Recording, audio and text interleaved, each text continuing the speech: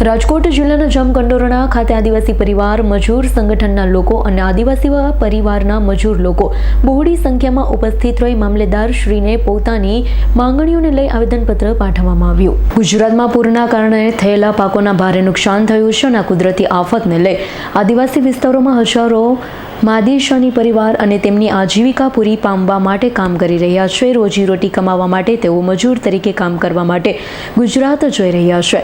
Cyber શોષણનો ભોગ બની રહ્યા છે। માદીશાની પરિવારનો રોજીરોટી માટે હેરાન થઈ રહ્યા છે। ત્યારે આદિવાસી વિસ્તારમાં પૂરના કારણે ફેલ પાકોનું 100% સરકાર વળતર આપે તેવી માંગણી સાથે આજરોજ આદિવાસી પરિવારના લોકો હજારોની સંખ્યામાં એકત્રિત થઈ રેલી કાઢી હતી। મામલેદાર શ્રીને આવેદનપત્ર આપી પોતાની માંગણીઓને લઈ आवेदन आप्યું હતું।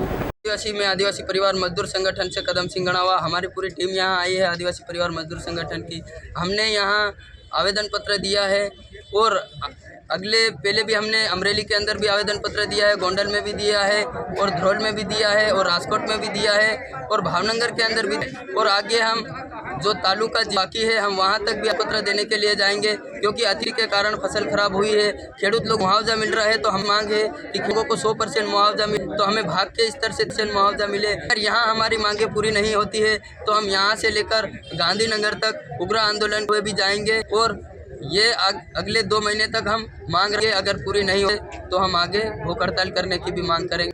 जय जोहार, जय आदिवासी।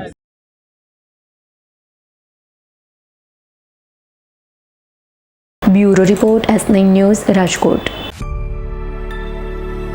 અમારી તમામ માહિતીથી અપડેટ રહેવા માટે જોડાયેલા રહો S9 ન્યૂઝ સાથે।